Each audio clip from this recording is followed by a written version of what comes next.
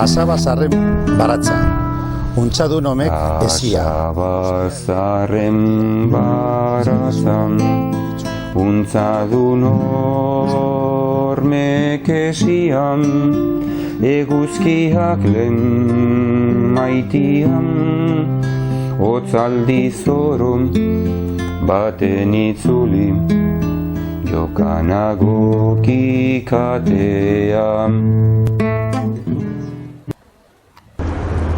Pues la vida en Galdácano en aquella fecha era una vida muy tranquila porque había muy poca circulación. Las casas, toda esta zona era la zona principal de toda la calle, como ahora la zona principal de Galdácano. 8 urtegaz orduen hasten ziren eskolara, da, 8 urtegaz. Da, claro, bederatzitegaz urtegaz iten zen komunioa, da, kasualmente, bakordeiakin eskolak barrizte ongitu zela. Ze, nik ez tein nos fundutu da zonarik eskola. Ni joan nintzen 8 urtegaz, da, lehenengo letrak eta lehenengo peusuk antxemonu zen. Doña Pia Arzuaga, viuda de don Francisco Azpiazu. Claro, gero eskolak herri beha zin zen apurtxu bet, da, eskola barrizte odin behazan zen. Goien mutilek eta behan neskak eta ez egon besterik. Da, claro, dano patera, komunipez, desebez, da, akordeun erregular, ointomintu nosonoz, barrizte odin behitu zela. Da, pasegin duzen sakristerire. Zorduen sakristerien, behiten gindu zen domeketan, zerak, teatroak eta iten gindu zen, jan zertzen gintu zen, da, eszenario txuetuk gindun, da, don Franciscoko emotuzkun zera, kartilia komuninu iteko, ze gaurro ez da ito lango zeripadeki bai, orduen, bueno, aite guria eta kredoa eta salbea eta, bueno, danak buru sartu behazian. Jokan agokikatea, ate gorri zurezkoa. Ate gorri zurezkoan, eurizarrek ustelduan, marrazkiloek bide bihurrin, dirdaitxuez Por ejemplo, estaba el bar de Vicandi, un poco subiendo hacia el ayuntamiento, estaba a continuación del bar de Vicandi el cine. Después del cine había un caserón grande, tenía la parte de abajo, pues tenía una carnicería, una frutería y un almacén que era precisamente nuestro. Da, noso nos konpondu zituen eskolak, dator zen don Miguel Primo de Rivera, bederatzi urtean onzan manduen. Da, etor zen don Remigio Gandasegi, Galdakoko semea zan, Amadeo Gandasegi anaia.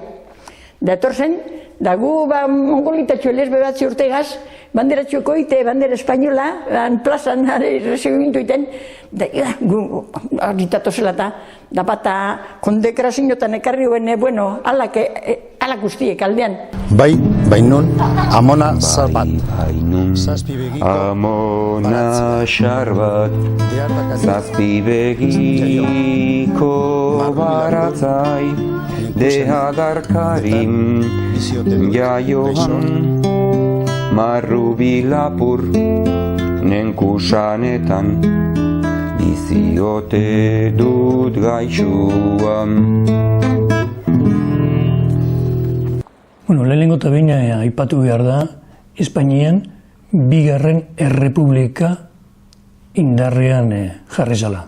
Eibarren izan zen lehen da bizikoz, baina arratzaldera arte esan bermatu aginte eredua berri bat ez zegoela. Monarkiaren eta Alfonso Amairugarren zan orduko erregeak alde egiten dau, berak dino ez duela odolik gure izurtzerik monarkia edo republika ez da behido horretan, alde egiten dau, eta bigarren errepublika jartzen da agintean. Galdakoko bizimodua nik 13 urte neukazenean, izan zen nik esango nuke erdi agrario eta erdi industriala.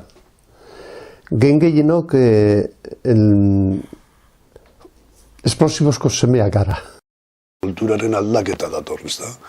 Ordura arte, Galdako izin da lurrari lotuta edo nekazaritzari lotuta bizi izan dagoen herri batek, da hemendik aurrera beste ekonomi bide bat agertzen da ez, industria.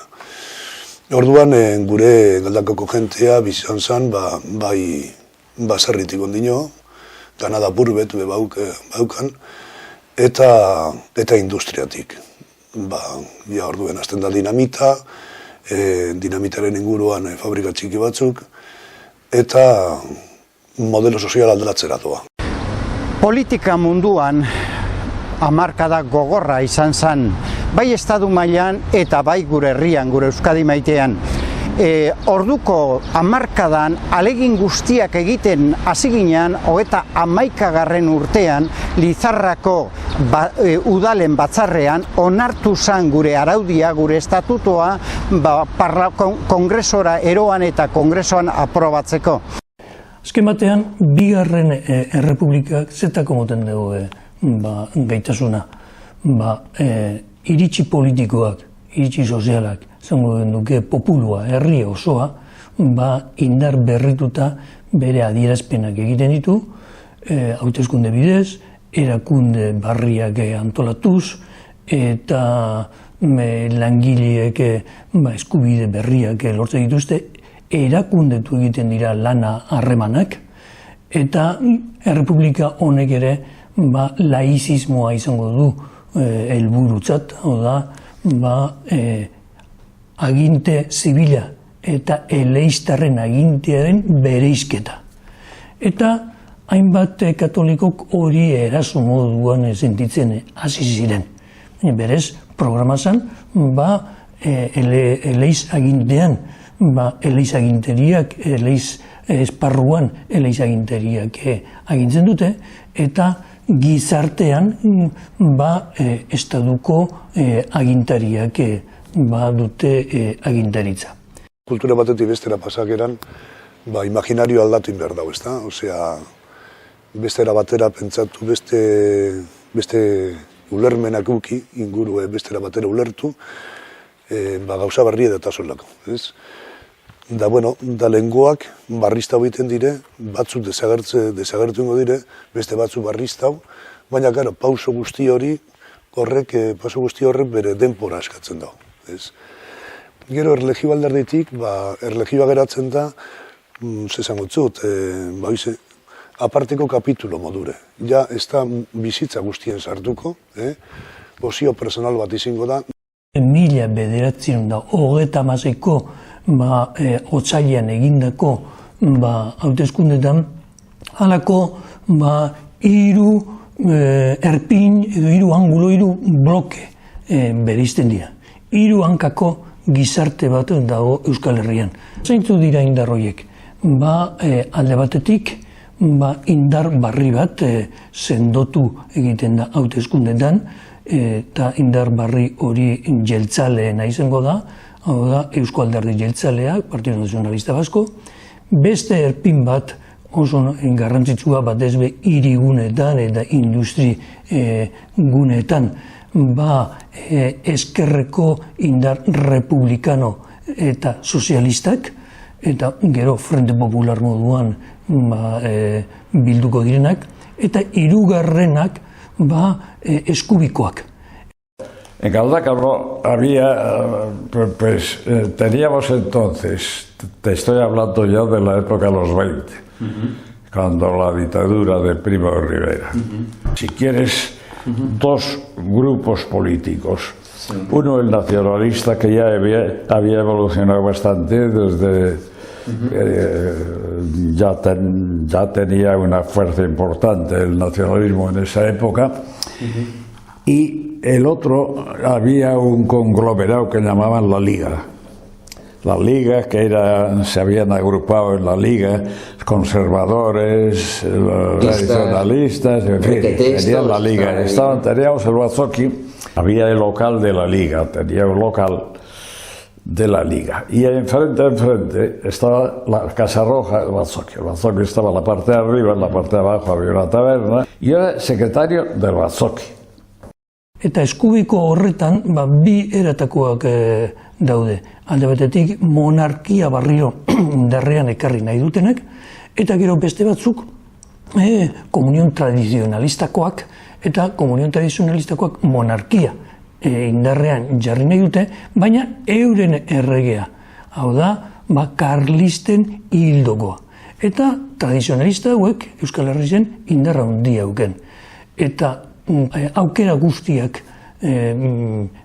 erabiltzen zituzten, barriro euren monarkia tradizionalista hori, monarkia konfesionala, jangoikoa jarriaz helburu moduan, eta erabiliko dute alde batetik estrategia parlamentarista bat, hauteskundetan aurkeztuko dira, baina aldi berean talde armatuak prestatzen, entrenatzen, hasi 1992tik aurrera han hemenka.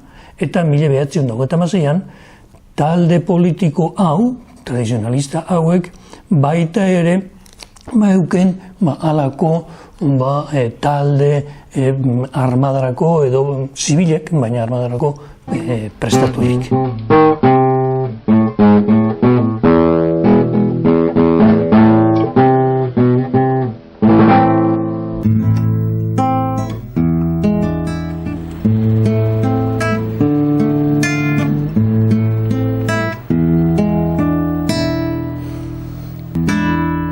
Zar eta zuaitzi jantziak, urratz bat egin eta adar utz. Urratz bat egin eta adar utz, oroipen txori ez zeuden, beterik nik usta bat batean, egoi eragin ziten. Uztailan 17an, azten dira tropak mugitzen, Ipar Afrikan, eta 18an toki batzutan, tokian tokiko agintari militarrak indarrez kalea hartu eta beren indarra jarri nahi dute. Biturri nozien hiru kuartel, da kanpea bezinoa 4. Besteran zapatben, koio zen Franco Korrik, baina esan radiorik, ez telebizio ez guzkentzen entero. Eta domaka goxean, joan nintzen nire etigaz, mesala.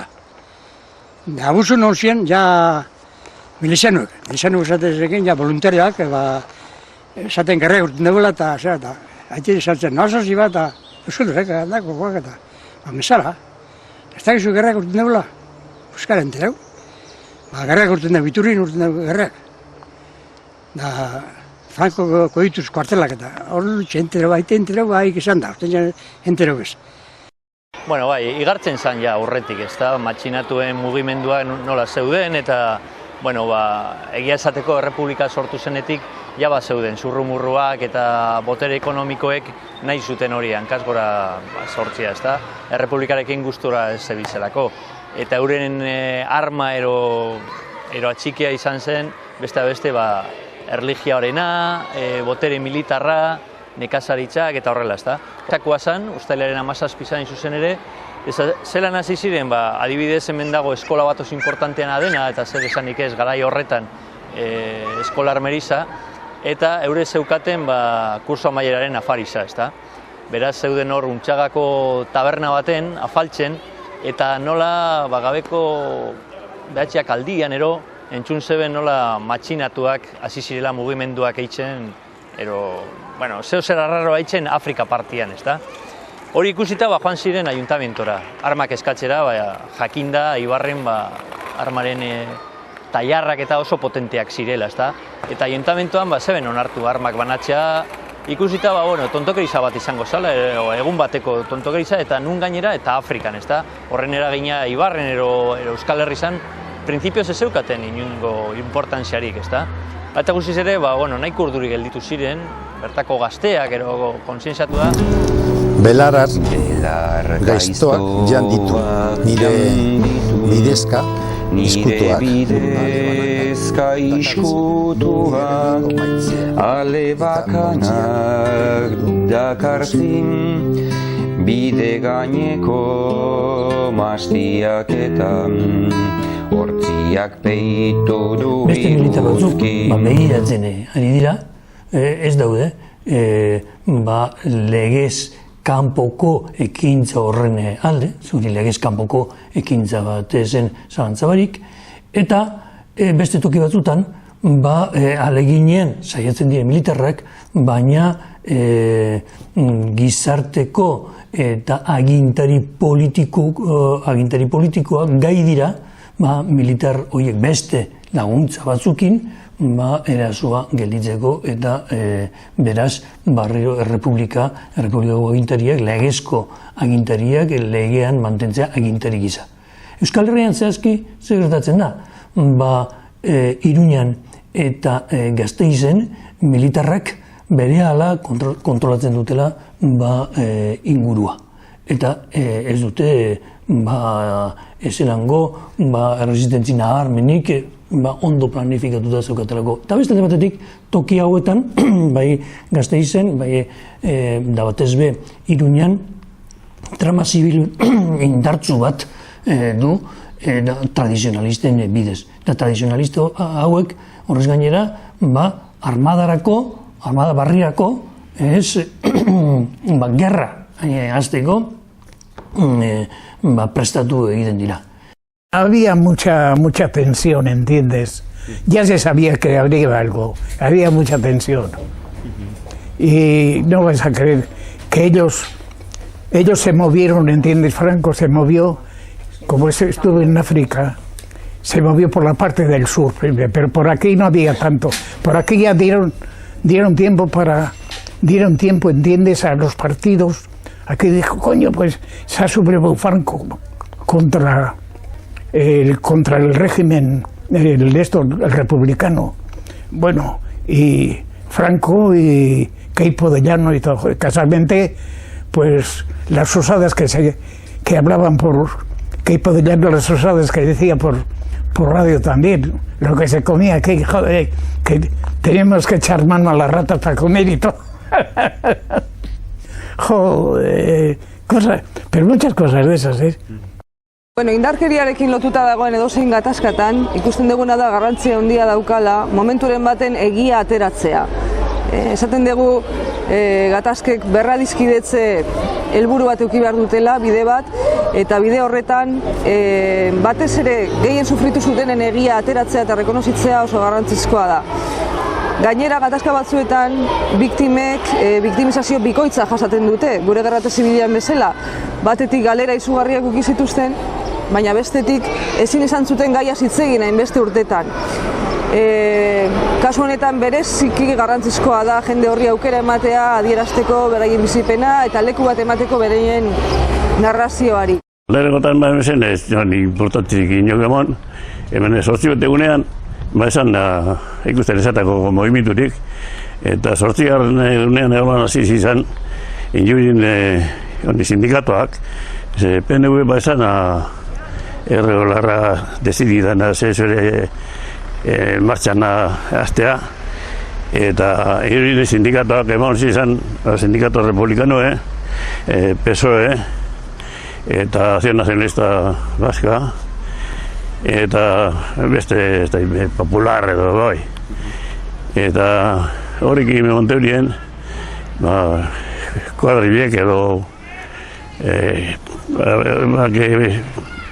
personal, zeke baselete batzuko besoan imini, bezala da eskometakaz urteurien kaminora. Gipuzkoan, Donostin, armada badoa Donosti okupatzen, baina Frente Popularreko eta batez be anarkistek eta batez be Frente Popularreko jendeak eraso egiten die militar hauei, eta militarrak ozta bere azkenean joan behar dira kuartelean, da kuartelean galdu egite dute. Militarren naia eta oso nabarmena izan zen hori, bere helburua zen mugara ailegatzea. Garbi dago arrazoia, ezta? Alde batetikan, Frantzian zegoen ezkerreko gobernu bat, orduan euren bildurra zen, ea errepublikara ailegatuko ziren armak Frantziatik, ezta? Orduan, buru belarri sartu ziren helburu horrekin, eta horrelako konbate oso latzak eta zu eman ondoren Irunera irailaren 5 sartu ziren bertan, ezta? Eusko Alderdi Jeltzaleak argi eta garbi eukieban norantza egin behar eban bere pausua, bere ibilbidea, eta orduan bere alderdi guztiari esandakoa zan momentu aretan bere bidea, guztien bidea autonomia lortzea zala, eta autonomia hori lortzeko derrigorrez bide demokratikotik joan behar ginala, eta orduko bide demokratikoa errepublikaren eskuan egoala. Urte goien zutela. Entzitalan, zuek zarpildu itzalian, lehenera norkele kardaken, zabalnaroan nuen baratza, gaurain estu, gaurain gabe. Zalantza handia zegoen zer egingo ote zuen Eusko Alderdi Jeltzalea. Ez da ahaztu behar, Eusko Alderdi Jeltzalea alderdi konfesionala zen, katolikoa zen, eta altxatu ziren golpe militarren alde jartzen zirenak jangoikoa eta katolikotasunaren izena erabiltzen hasi ziren. Eta hor jeltzaleek benetan halako zalantza, kontzientzia zalantza handia zuten, benetan posible zen katoliko batek beste katoliko bat hiltzea, hori legezkoa zen, eta da itzol eta horiek egon ziren pentsatzen, eta horrelakoak hausnartzen, da hor kontzientzia iragozpen handiak gertatu ziren, baina azkenean, belaunaldi gazteko buruzagi hauek lehenetsi zuten Eusko Alderdi Jeltzalearen lehen jomuga euskal aginte politiko bat lortzea zala. Eta ikuspuntu demokratikotik lortu behar zala, ekimen demokratiko lortu behar zala. El Partido Nacionalista se encuentra en una encrucijada. Se encuentra en la encrucijada de que la República había tenido una etapa muy mala donde había habido levantamientos, muertes, habían matado a cantidad de gente, curas, esto y tenía mal eso. El Partido Nacionalista aquí se cuidó de organizar la propia defensa de todos los centros estos para que no pasara nada, y así ocurrió. Y claro, el Partido Nacionalista había una división interna de los más avanzados, decían, pues bueno, pues aquí vamos por el camino con la República, ¿no? Y había mucha gente que pensaba también que se podía quizás sacar más tajada por el otro lado. Entonces duró mucho tiempo el partido, duró mucho tiempo en decidirse, lo menos un par de meses. Si no fue un par de meses, un mes largo sí. La decisión del partido, pues claro, como decía, había habido conversaciones por parte de los dirigentes del partido, había habido conversaciones con los sublevados, que claro, pero llegaron a la convicción de que por ahí, que los sublevados no estaban dispuestos a conceder nada, ni esto, que no estaban dispuestos a conceder. Entonces para el partido se le dio el peso de que tenía que tomar una decisión ya porque era urgente, y entonces se decidió por esto. La única petición que hacía el partido era que se aprobara el estatuto. Se aprobara el estatuto para esto. Espainiako parlamentuak onartu egiten duela Euskal Estatutua de Euskal Aginte Politikoa. Eta zuri bakarrik ordainez edo kolaborazio horren adierazbide bezala, hirujok katoliko izanik Bigarren Errepublikako gobernuko ministro bihurtzen da. Eta hor gertatzen da Euskal Herriko garaikide historian edo gaur egungo historian momenturik garrantzitsuena. Eusko Jaurlaritza bat aginte politiko bat antolatzen dela, parlamentua ezin da bildu, Euskal Parlamenturik ezin da bildu, ez dagoelako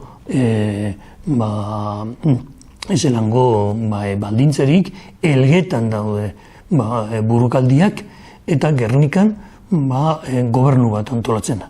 Eta Eusko Jaurlaritzak aurrerantzean, 9 hilabetez, hartzen du gidaritza berri bat. Eta horrazten da beste fase bat. Eta gobernu hau, azpimarratu behar da, konzentraziozko gobernu bat dela. Gerrak horretan drama bat dakar, ez? Jente religiosoa, gerra baten sartzen danean, eta erlegio horren areizeak, arrazoia, beste talderi moten badautzo, norberaren sinismena, norberaren erlegioa geratzen da apurbet kondenatute. Hereje bat izingo balitz, persona bakotzak bere burua hereje bat izingo balitz ulertzen dago, ezta? Eta orduen beste drama bat dakar horrek, jentearen kontzientzian eta ulermenean eta golpe gogor bat izin zen.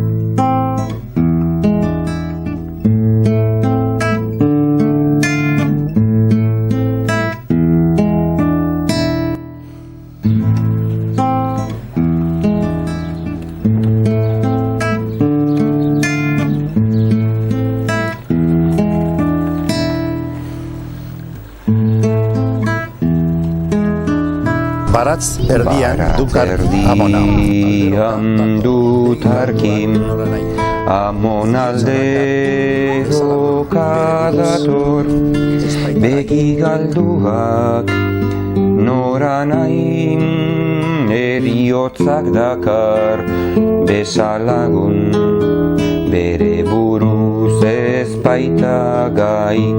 Gobernu horren lanik garrantzitsuena gerra bateri aurre egitea.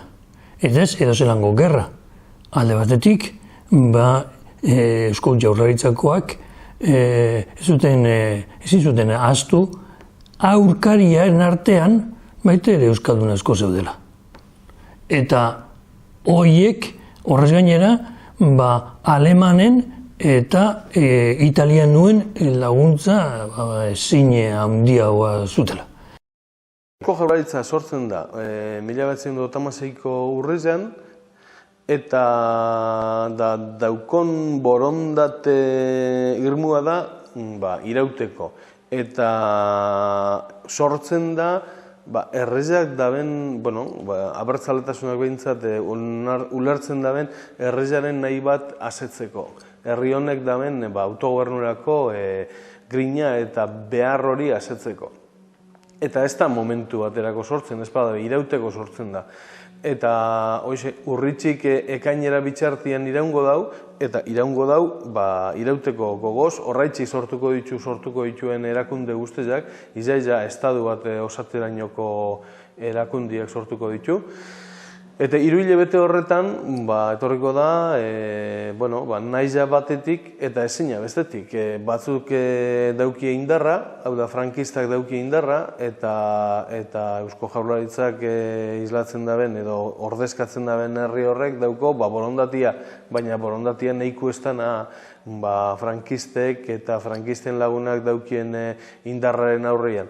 3 hilabete horrek izango dira, atzerakada bat, hasi martizaren 31an eta ekainaren 17 arte, atzera, ariketa Euskal Herritik kanpora botau arte.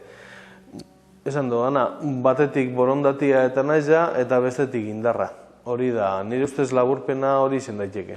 Alemanek zer egin zuten, gero Bigarren Munduko Gerran abian erabili zituzten taktika militar guztiak hemen probatu. Hau da, Euskal Herrian esan dezakegu izan zela lehengo lekua alde batetikan nola biztanle zibilei bonbeardatu zuten, kasu horretan horregaitik da oso simbolikoa zera, Gernikakoa, eta bestetik taktika militar aldetik, estrategia militarretatik erabilitako gauzak, ezta? Espainiako gerra arte, zeinbat gerra ziren antxinako gerrak, hau da, kaballeria ligera, infanteria, lubakisa, baina leku jakin baten eta estabilizatuta frentia, ezta? Baina hemen erabili zituzten ja teknikak, hau da, infanteria erabiltziaz gain kainoiak, baina alkance askoko kainoiak, hau da, 15 kilometroko tiroak bota eta orduka jo, egurra eman, eta horren ostian bombardaketak, ezta? Zigortu lubakisak, bai kainoiekin zein abioiekin, eta eman, eta orduak eman ondoren, orduantxe, etortzen zen infanteria, ja printzipioz dana garbituta egon behar zen lekuak errematatzeko, ezta? Horrelako taktika militarrak erabili zituzten hemen intxorta partean lehenbiziko aldiz eta gero zoritxarrez Bizkaiko erasoldian. 11 urtegaz barrexe bitiken pasioan eta umeak urte bi edo lanpilare, eta horra pasioan pasakotzera arte. Eta sirenak hasi ziren. Eta orduen janozten emoten denporia umea gazarai batea. Dana karrakalde bat sartu nintzen, horrexe refugia tximelarren azpien dauenara. Eta horrexea etiko inozten, lo demás, ni inoz bezala, piti bezala gantxikara dutenaz, eta ziren jakiko etxekoape, antxil garrale biok. Ezki, holango gauzak izaten ziren. Amona zatozki totoi, bilo balastan ezazun, esan zadazu biloban, itzori soilki sarrak ditondu, ardoa oidun bezala. Corríamos todos a la boca de esto, pero mucha gente se quedaba en la boca del refugio. Esta boca que te digo que estaba en medio del túnel, había una boca de entrada y la gente pues se quedaba mirando a los aviones, pues no le daban importancia. Creo que los aviones cuando pasaban los veían y tomaban nota. Irakasi izan deita dei, aita deita maurtzaroko, lurrak irentxi lagunak, zarrez birrumetu danez gero, mendeko dara bilenak. Horrelako egoerak aztertzerakoan garrantzia ematen diogu batez ere ikasteari zer gertatu zen eta zer egin behar dugun errepikatu ez dadin. Gizakio frogatu duguna da gai garela artea, edertasuna eta baita elkar laguntza sortzeko, baina frogatu dugu gai garela elkarriltzeko eta izugarrizko sufrimentuak elkarri sortzeko. Orduan, batez ere interesatzen zaigu zer eraman gintuen egoera horretara, ze testu inguruk, ze interesek, ze dinamikak, ze elkarren irudik, eta ze ikasi behar dugu prozesu horretatik aurrera begira hori eman ez dadin. Porrot batetik datoz frankistak. Madrili ezin izan zuten hartu, da harrapatu. Eta egia esan horrek euren moralean ere eragina izan zuten. Madrilin itzerezko resistentzia erakutsi zuen Madrileko populazioak. Eta orduan aldaketa taktiko bat egite dute, ez gara oso frankistek, ez gara itxutuko Madril hartzen, eta guazen orain iparraldea garbitzera hartzera. Iparraldean badago industri bat, badago populazio interesante bat, eta holan zati bat geure ganatuko du. Da indar guztiak konzentratzen diretu molaren agindupean, erasoaldi hori lehenengo Eusko Jaurlaritzen kontra, Bizkaien kontra, eta gero Santander da Asturias eraino, ez? Datorten zian abiak, lehenengo torten zen Goikotxea, el alkahuete, letxerue, el alkahuete eixen asko ukibuen. Ite ben inkursioa, bat horre el alkahuete. Gero handik etorten zian, bela baltzalez, irunen, zelango junkerrak. Da harin derrangadea, harin derrand. Azten zian kanpak, joten estu, dari kanpaka estu, joten azten zinean peligro. Txakurrik hausike, gora eta bera, behiek horroaka, ari seriak itoren ari zer dakardien bai, ezin desan espetakulo bet. Behiek horroaka, txakurri gora eta bera, alaurike, da gu buruen honestak eule bota. Da, ni ez beste balindi izin dezelako, bai beste apaino getxo biziten nintzen. Da niki etorriaren ez zean holan zute kontratxuen paretan nintzen da, paseko diez da. Bai, gure amak errefugioa martxe behar goxean lehen gorduen. Lastan dut berarritutan, begi begira dagokit, gero geldiro nor zaitut. euskeraz ark niri galdegina, goguan besterik ez dut. Babia ganean da bizela, urtekin gozen agusture, profesionik hilboskueta, hilbizkueta, baina baita zan da, galapakala, da, izizen, dramatiko ez izen ikustea, handi hortu zantu inguruti, galdako zelan egon zan, zuten bastarrak guztiek, usak, etxeak 6 edo 7 edo arraien zeizan, bai horro kurtzen hasi, eta plazako txera gino, bai igual legon zizan, 1000 bomba izenderia. 1000 bomba, kandela moduen. Biktimek bakegintzarako daukaten potentzial berezia. Ikusten duguna da, sufrimentua eta galderak jasan dituzten pertsonak sarritan nahi izaten dutela beraien esperientzia erabili ekarpen bezala, hori beste inori ez gertatzeko, hori errepikatu zadin, gizarte hobeago batetan laguntzeko, eta hori potentzial berezi bada. Ez da berdina hori kaleko edonork esatea edo biktima den pertsona batek. Adibidez, hemen Gernikan oso garrantzizkoa izan da lekukoek adierazi duten gogoa eta grina eta konpromisoa beraien testimonioa emateko bakeari eta berradizkidetzearen inguruan ekarpen bat egiteko. Eta berriz ere, azpimarratzea hori norbaitek albideratu eta lagundu egin behar duela, hori 85 pertsona batek bere kabuz ezin duela egin, baina garrantzizko bide badala. Biktima daukan potentzial moral hori bakea eta justizia eskatzeko. Porque entonces además se juega mucho también a las cartas. Bueno, jugamos pues eso, jugadores y cromos de esa clase y tal, y jugaban a las cartas.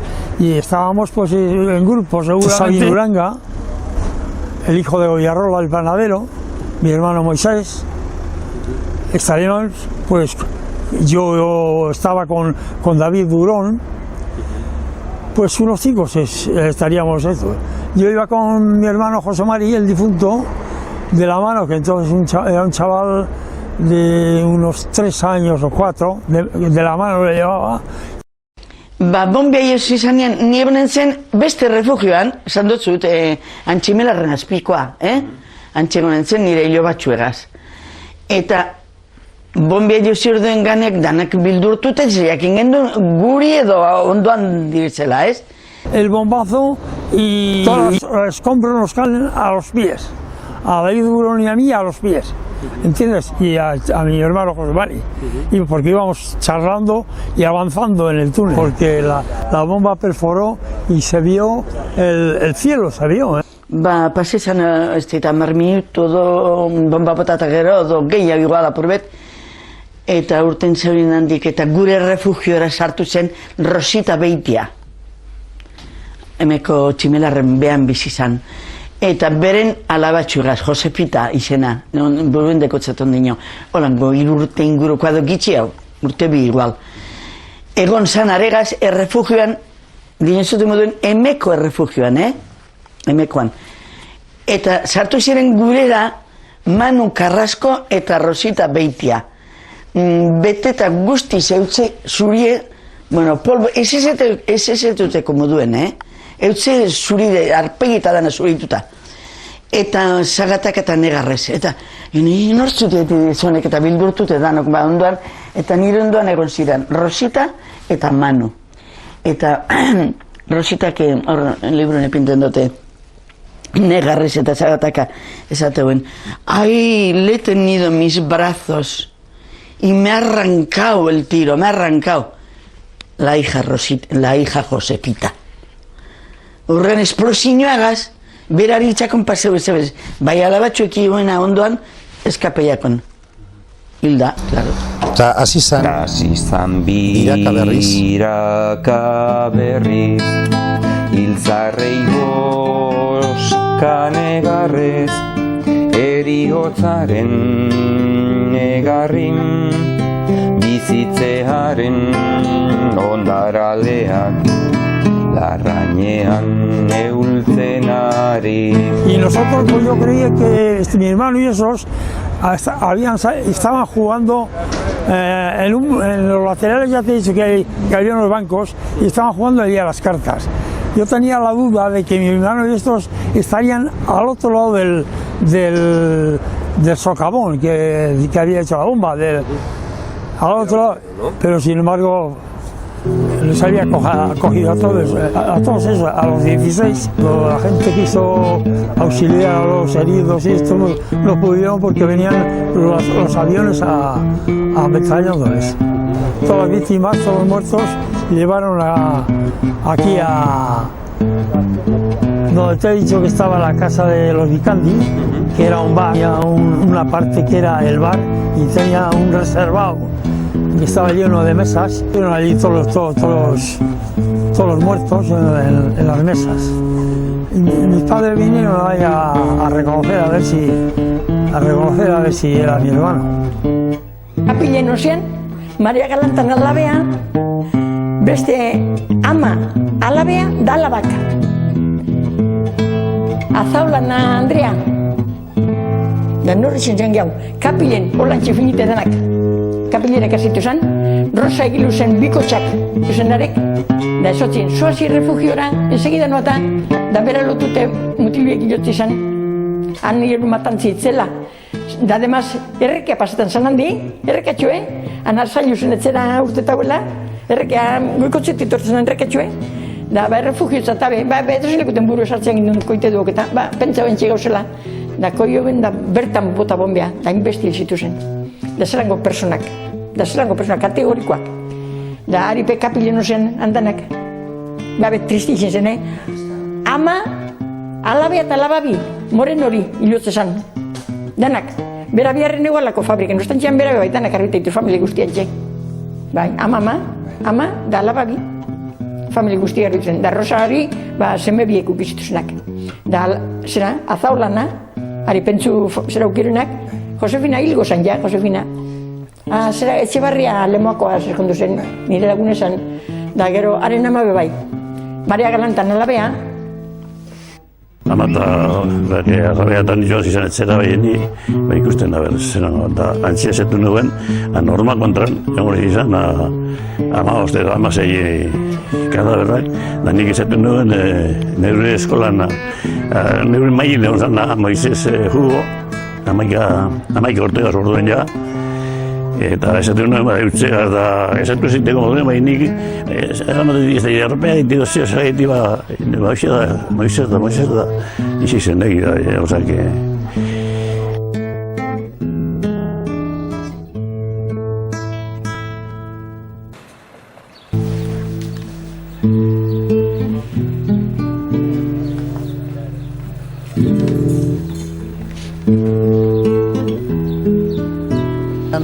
Baldarnio, mutiko bat gure gana. Har, bilbiloa, nik seme.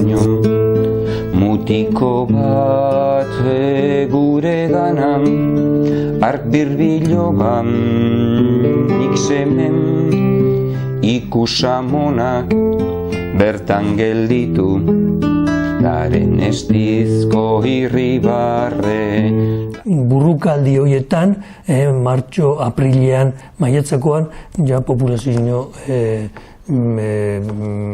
zibilak izango dira helburu. Eta holan, heltzen dira, ekainean Bilbora.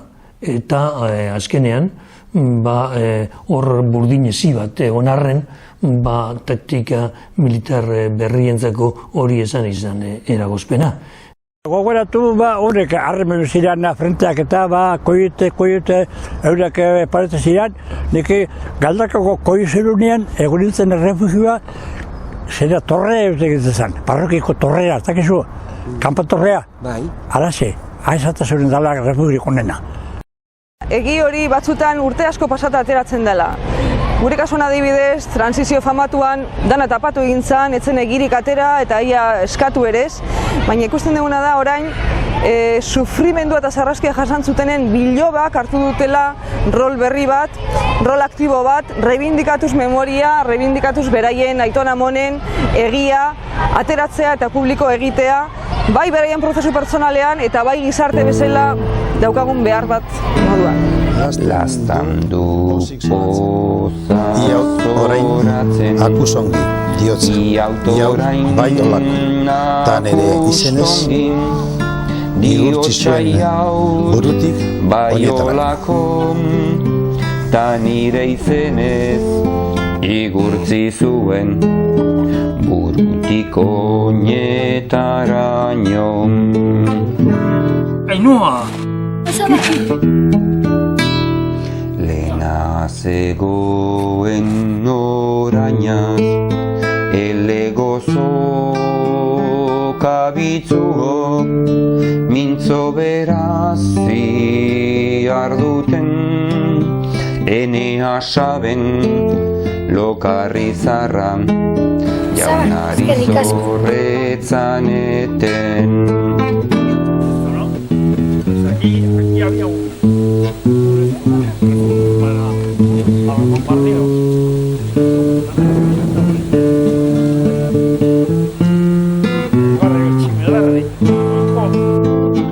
Testigantzak entzuterakoan, kuriosoa izaten den gauza bat, eta sarritan entzuten dena da, nola gaztetxo ziren eskamutilak esaten zuten.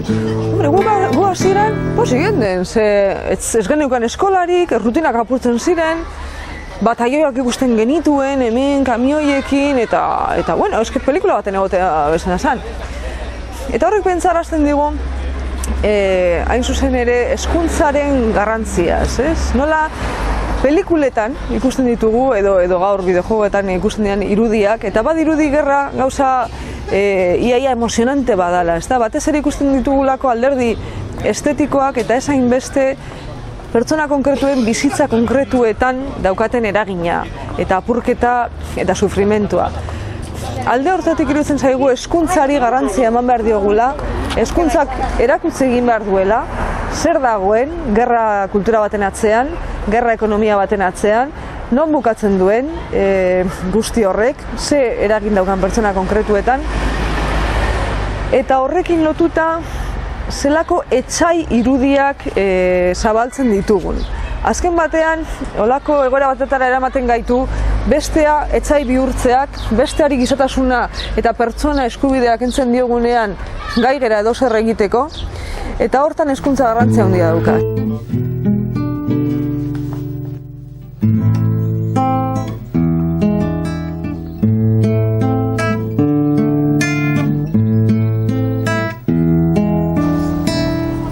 Ordun eguzkiz jantzizan, asabazarren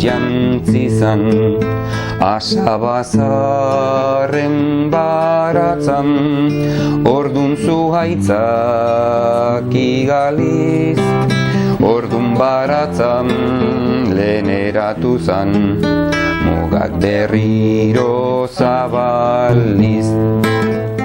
Ez dela bereiztu behar guztiz gerra eta bakea. Gerraren erdian edo baketa baten erdian bizitza dagoela, edertasuna dagoela, gai garela elkar laguntzeko, eta baditugu testimonioak nola adibidez bando batetakoak beste bati bizitza salbatzen dion. Horri deitzen diogu berradizkidetze hasiak, ezta? Nola suntziketaren erdian bizitza eta elkar laguntza badagoen. Eta alderantziz, itxurazko bakearen erdian ikusten dugu nola eguneroko bizitzan hainbeste indarkeria ere ematen den espazio mikroagoetan. Pena sentitze bala, hain jente ona ikusita, erreketeak goikoak gainera ikusita, eure zelan bombardio beben Gernika. Bulerrian pistolia ipini, ametraleu, amartileu pistolia, eta ni inoz hil zorian sentidu banaz, orduentzi sentiduan gure aita hilda. Zorionez, momentuatan, kapitana edo komandantia etorri, jo, pistola gainean besteai, da kanpora gindu eban, esanez, holako gozua eta egitek ezilea gizona hil. Eta gure aiteri ezautzen, berabe agua isilik egiten ikasi dagiala. Talen ikusi gabeko zuhaitz berriz bat zegoen erdian. Zuhaitz berri bat zegoan erdian guzien burun, haren gerizak herri baratzak ezin hilkore egin ditu. Ordutik asko ikasi dugula, elkarkidetasunean ze gu ondo hartuak izan ginean, herri guztietan joaten ginean, herri guztietan gure umetxoak, gure nagusiak, bai Hego Amerikan, bai Europan, toki guztietan joaten ginean tokian, da behar bada gure jaurlaritzaren eraginez, edo haurek ere elkarkidea ziralako, ondo baino hobeto hartuak izan ginen.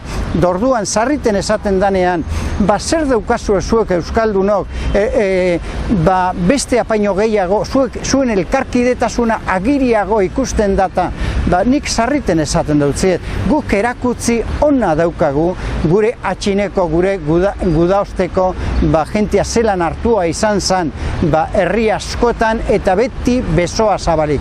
Eta guk ere herri bezala hori egiten dugu, egin behar dugu. Etorkinei besoa zabaldu, gaur erakutziak emon, baina baitere haurek handik hartu. Ze ikasi asko daukagu kanpotik etorten diranen gandik.